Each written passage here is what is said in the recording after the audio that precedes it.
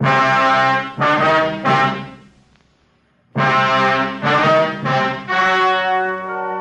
story you're about to hear is true. Only the names have been changed to protect the innocent. Fatima Cigarettes, best of all long cigarettes, brings you Dragnet.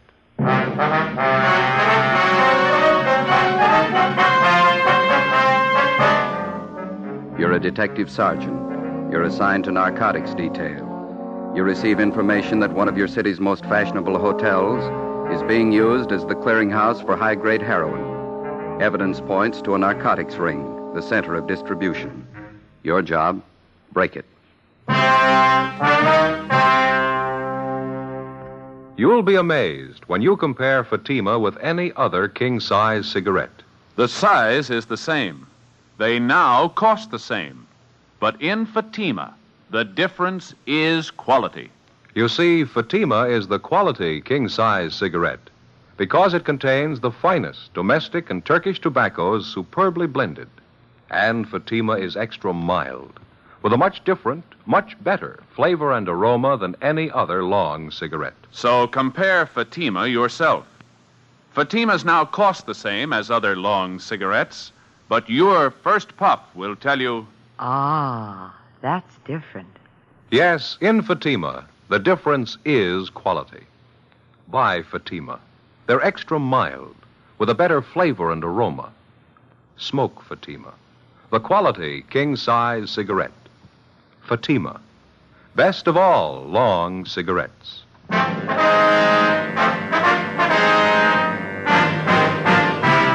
Dragnet, the documented drama of an actual crime. For the next 30 minutes, in cooperation with the Los Angeles Police Department, you will travel step by step on the side of the law through an actual case transcribed from official police files. From beginning to end, from crime to punishment, Dragnet is the story of your police force in action.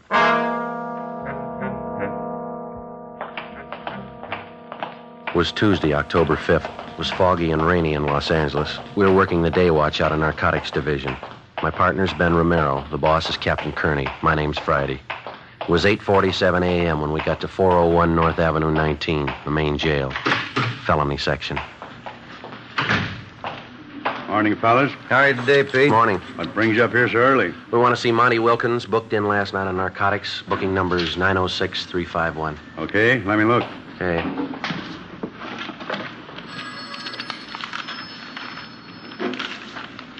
Here it is. He's in 103. Thank you, Pete. I'll put it in the book here, Joe. Okay. Here's my gun. You want to check it with yours? Yeah, right. I'll put him away. Okay, Pete.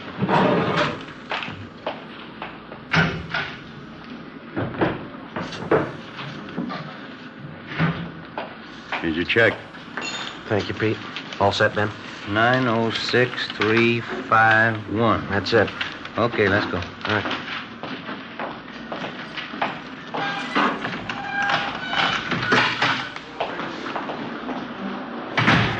Hi. We want to talk to Monty Wilkins. He's in 103. All right, we'll get him.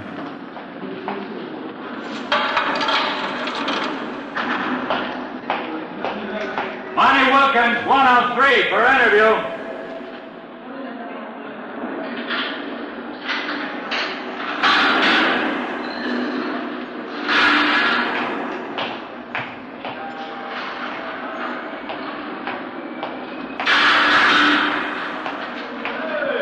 Hello, Friday. Ben? Hi, Monty. Better move out of the way there. He wants to lock that door, Monty. Oh, yeah.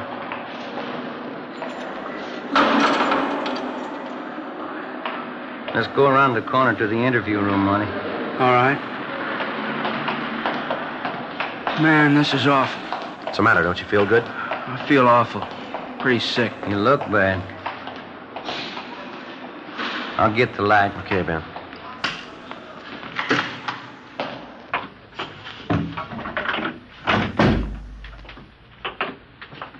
Sit down, Monty.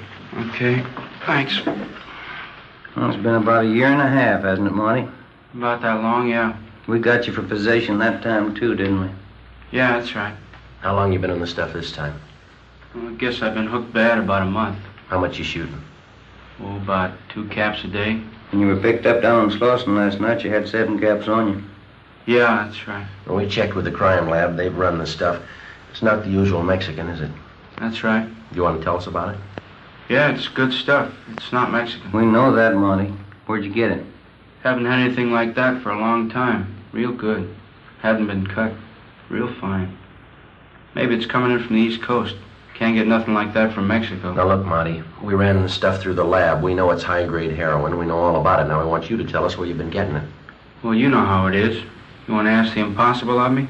My life wouldn't be worth a penny. You know how it is. We handled you a year and a half ago, didn't we, Monty? Yeah. You're still around, aren't you? Yeah, I did time, though. Well, you knew that going in. You're going to do time this trip, too. So don't shoot us that line, huh?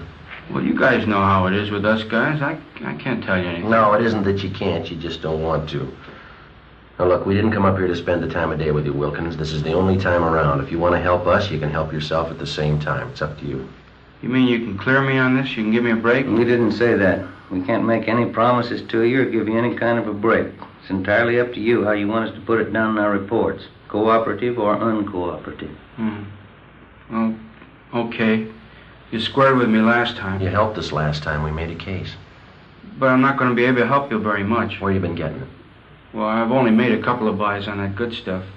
I just got it from some old mule I just happened to meet down there. Seemed to be pretty well loaded with the stuff. Where'd you meet him? Oh, down near 5th and Spring somewhere. What's his name? I never did know his name. I just knew that he was pushing the stuff. Some old mule, that's all. Who's he pushing it for? Now, you know they never tell us guys where they're getting it. You know how they do. Yeah. I never did talk to him very much. I did hear him say once he was getting his stuff from a new bunch of guys from the East. Said they were really going to open up this town. The way he talked, they're no small-time operators. I got enough out of it to know they're working out of the Plaza Royal Hotel. Never figured that, would you? Anything else? Any names mentioned? Yeah, I remember this old mule mentioned a couple names. I think he talked about somebody named Kirk and another guy called Smith. Now, you understand, this guy was just talking. I don't know how they fit in or what the connections are. Yeah, we understand. Where can we get a hold of this old mule? Well, I don't know where he's at. How do you get a hold of him when you want to make a buy? I just run into him, that's all. Down around Spring Street. You know, just around. The last time I was down, I couldn't find it. Well, is that all of it, Monty? All you can tell us? Well, I don't know too much anyway. You know how it is. I couldn't tell you any more. That's all I know. All right, let's get on to this 510 if that's all you got. That's everything I got. Hope you fellas will write me up okay. I think I helped you quite a bit, haven't I? One of the best hotels in town, Plaza Royal. Never would have figured that, would you? Maybe. I've told you quite a lot. The rest ought to be easy. No, you're wrong there, Monty. Why? You haven't told us the name of your mule. You haven't told us where we could find him. You haven't made it so easy. Well, that's all I have. I've told you a lot. Yeah, there's a lot you didn't tell.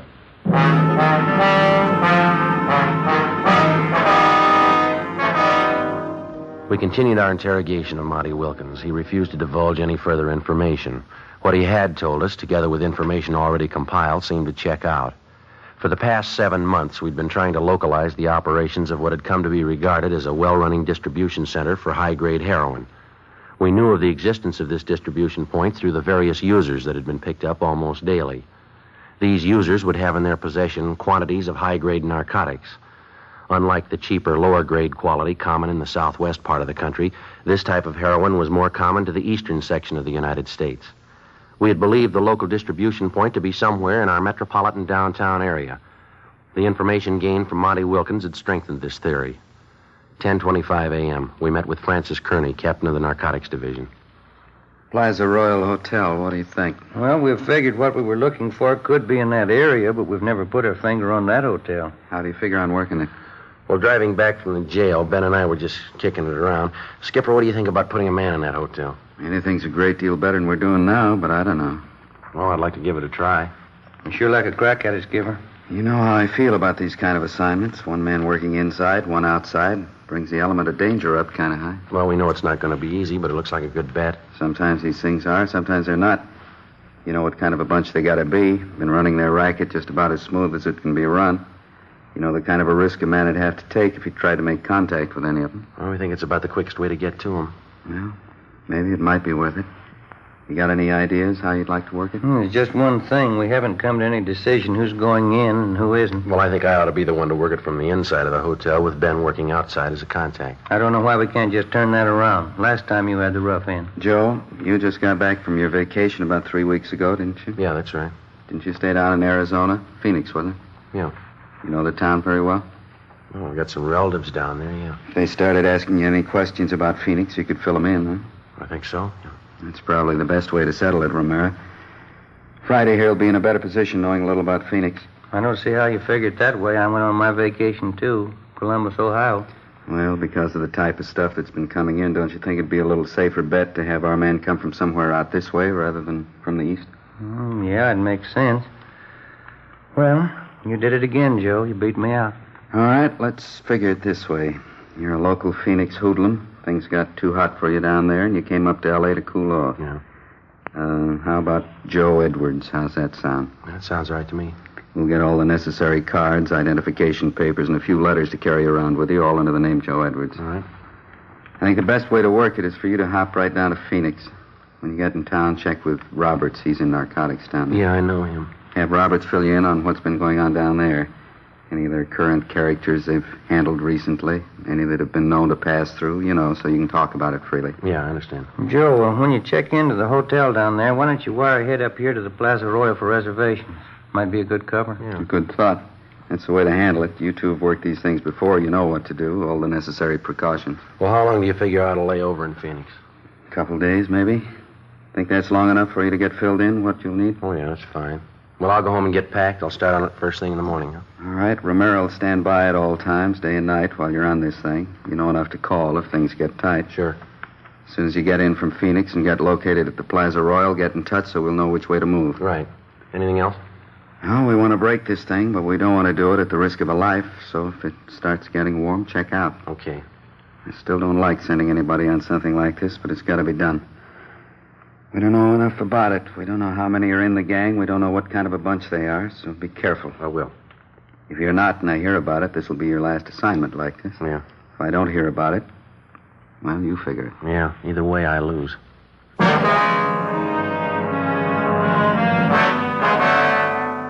I went over to the photo room at the crime lab and picked up the identification papers that had been made out in the name of Joe Edwards.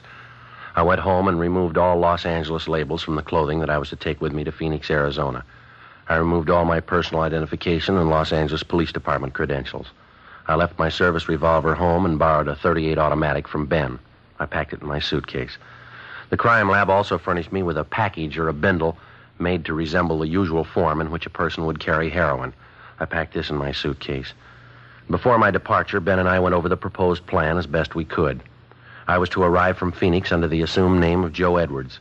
I would register at the Plaza Royal Hotel in downtown Los Angeles and attempt to make arrangements to participate in a narcotics buy for the purpose of gaining sufficient evidence to apprehend the narcotics ring. I was to keep Ben informed as best I could of my progress. As outlined by Captain Kearney, I arrived in Phoenix and contacted Sergeant Roberts at the Detective Bureau down there. He furnished me with all the necessary information and assisted me in acquiring local Phoenix clothing store labels to have sewn in my clothing. I obtained everything possible to make it appear that I was a longtime resident of Phoenix, Arizona. Several dummy hotel bills were made up for me to make it look as if I'd lived there for a period of time. I was furnished with an Arizona driver's license, a membership in the local social club, and a voter's registration stub. These were all packed in my suitcase. October 9th, 10 a.m., I arrived at the Plaza Royal Hotel, the front desk.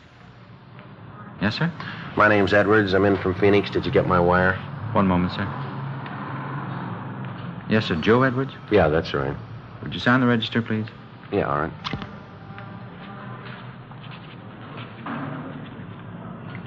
Thank you. What? Yes, sir. Would you show this gentleman to room 211, please? Yes, sir. This way, please. All right, thank you. Go ahead, sir. Thank you.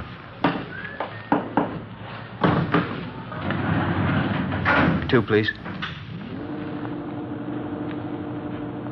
Not very nice weather to arrive in Los Angeles, is it, sir? No, not too good. I see by the stickers on your bags you've been through Arizona. Yeah, that's right. Must be nice weather down there, huh? Yeah, that's all right. This way, sir. Thank you.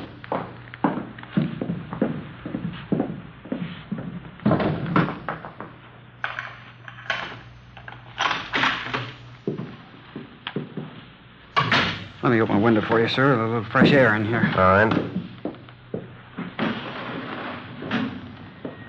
Okay. Thanks. Here you go. Thank you very much, sir. Help you with your bags? Yeah, all right. Oh, I'm sorry, sir. Something dropped out on the floor here. You better let me have that. Sorry. Very sorry that happened. That's all right.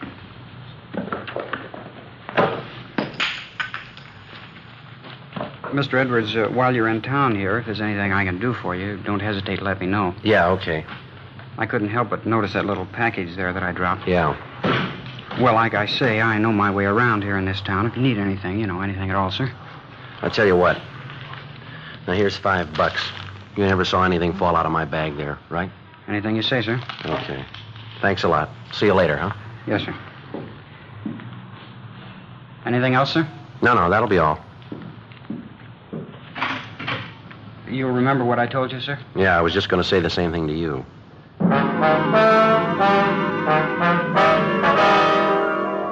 I couldn't be sure, but it looked like I'd been lucky right from the start. The bellboy at the Plaza Royal Hotel. I didn't know if I could consider this an opening contact or not, but he seemed to show more than a passing interest in the bindle of narcotics that he had seen fall from my suitcase. I didn't feel it was the right time to press the issue any further with a bellhop, but I figured I'd wait and leave the next move up to whoever he might have been working for. During the next 3 days, nothing happened. I tried, without appearing to be too bold, to arouse some interest, but without success. October 13th, my 5th day at the Plaza Royal Hotel, 6 p.m. I went in the bar off the main lobby. I beg your pardon? Yeah. Kirk Harding's my name. I noticed you here in the bar the last couple of nights. You up here to buy a little, or are you selling? I don't believe I follow you, Harding. Look, boy, we've had you tabbed since that first day you hit town, October 9th. We haven't been out here too long ourselves. We're in business, too. Same business you're in. Well, I don't know what kind of business you think I'm in, but you got it figured wrong, mister. You know, this entire matter'd work out much better for you in the long run if you'd level with me. You're just going to make it tough on yourself this way, Edwards. Well, I'm sorry. You lost me way back somewhere. All right, let's do it the hard way. You're up here from Phoenix. We know you've got some stuff with you. We know you're not a user. You're a member of the social club down there. You're a registered voter. Well, you've been working real hard, haven't Well, you? there's more. You got 2 pieces of luggage. You're carrying a .38 automatic. Any more? Yeah. There's a telegram from a friend of mine down in Phoenix. Yeah? We know all about you, mister.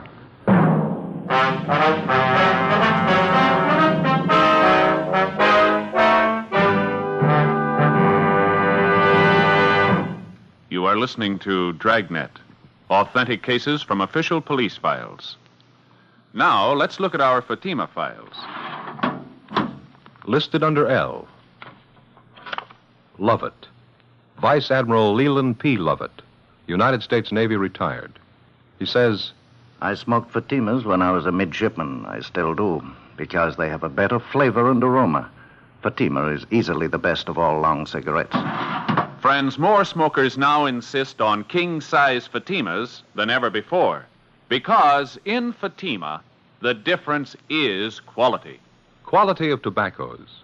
The finest domestic and Turkish varieties, extra mild, superbly blended, to give you a much different, much better flavor and aroma. Quality of manufacture.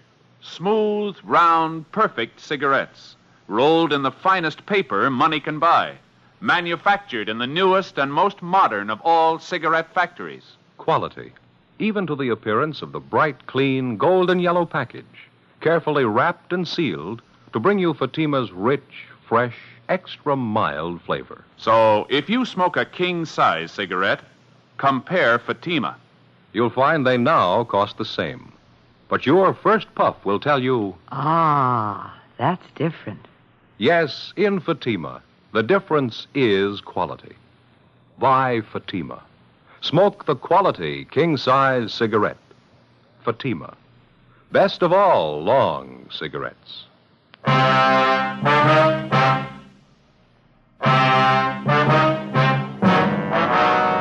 It was a tight moment as Kirk Harding fingered the telegram in the bar of the Plaza Royal Hotel.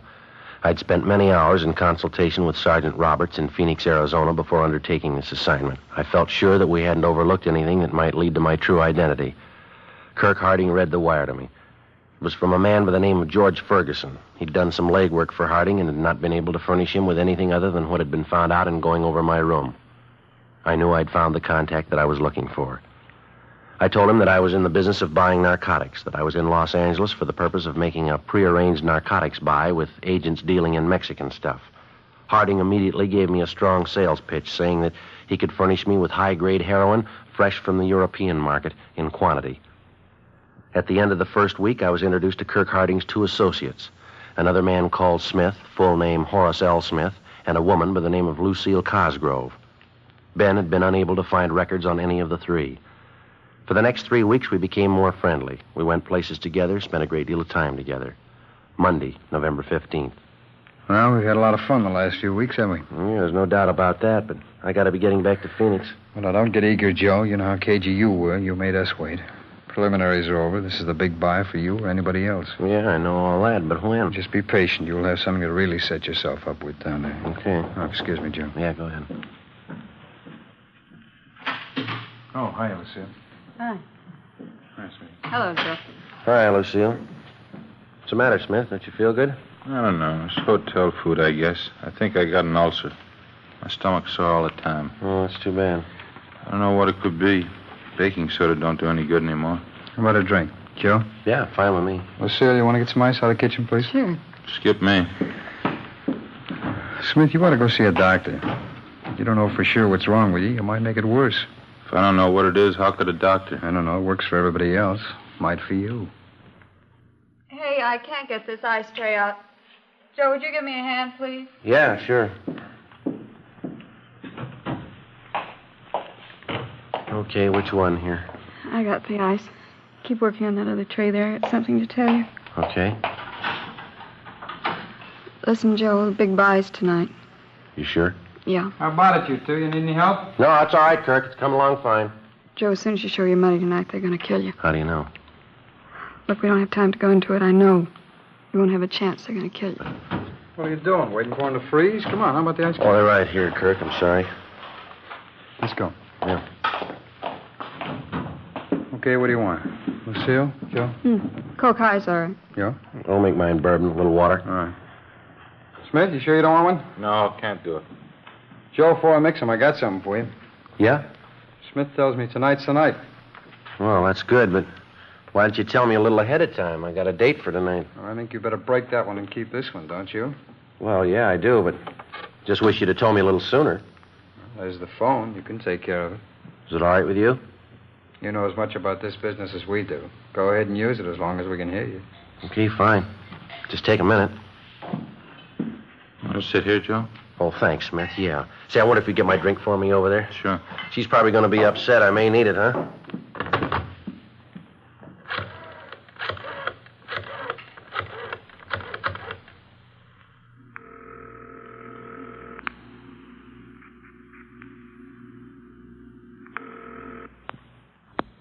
Romero talking.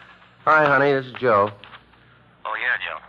I'm sorry I won't be able to make it tonight, dear. You can't talk, huh? That's right, dear. No, I just can't get out of it. I'll do the talking, Joe. Is it by tonight? Yeah, well, it just came up all of a sudden. Where do you know? No, darling, I can't tell you where I'm going. You couldn't go along anyway. Okay, we'll be with you 5 minutes from now all the way. Where are you now, at the hotel? Well, that's the way it is, and I can't help it, that's all. Maybe we can get together later, huh? We'll use one car, Joe. We'll stick as close as we can to you. One car ought to be safe, huh? Well, it's better, honey. Now, that's the way I like to hear you talk. I'm sorry. And I'll see you later, huh? We'll be with you. Okay, dear. Well, she still love you? Yeah, she loves me.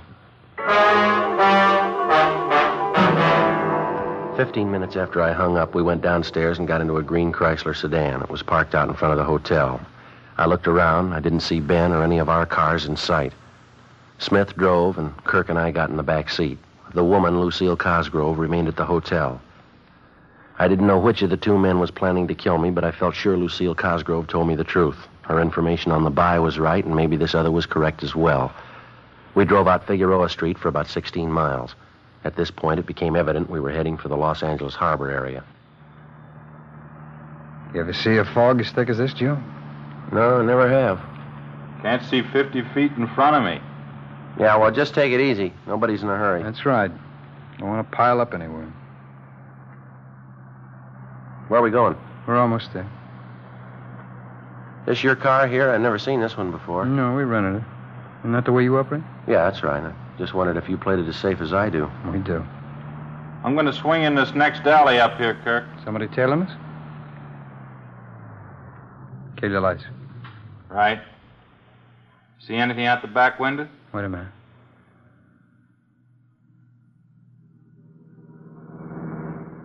How'd they go? How'd it look? 2 guys in the front seat. Could have been somebody. What do you think, Joe? How'd it look to you? Well, whoever it was, we lost him anyway. Yeah. Oh, okay, let's go.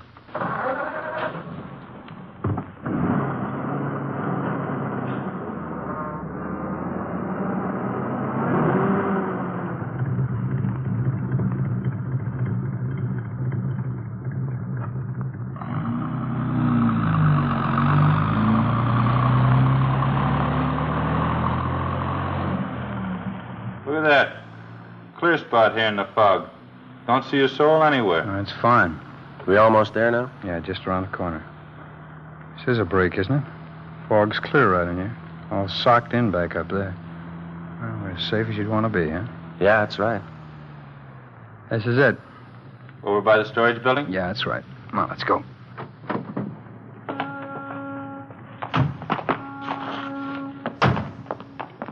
Over this way, Joe.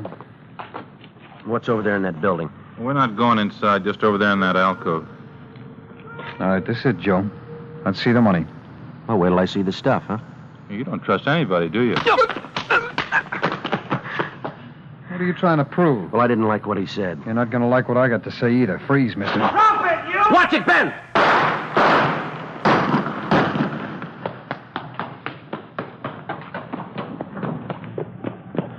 He ducked in this alcove. Oh! Take care of that one there. All right, easy, huh? Yeah, you see him?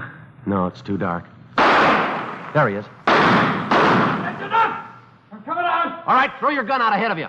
He's not going to throw that gun out, Joe. Watch it. Come on.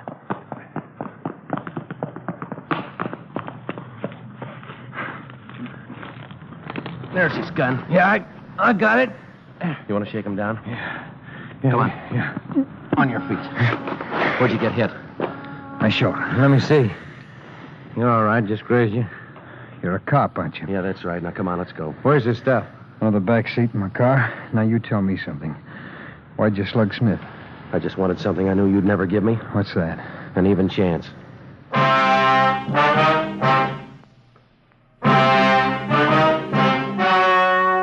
The story you have just heard was true. Only the names were changed to protect the innocent. On January 4th, trial was held in Superior Court, Department 81, City and County of Los Angeles, State of California. In a moment, the results of that trial. And now here is our star, Jack Webb. Thank you. Friends, let's compare Fatima with any other long cigarette. Now, Fatimas are the same length, 85 millimeters. Fatima has the same circumference, 1 1/64 inches around. And Fatima filters the smoke exactly the same long distance as other king-size cigarettes. But in Fatima, the difference is quality. You get extra mildness, a different, much better flavor and aroma. That's right. Fatima gives you all the advantages of extra length plus Fatima quality, which no other king-size cigarette has. Tomorrow, buy Fatima.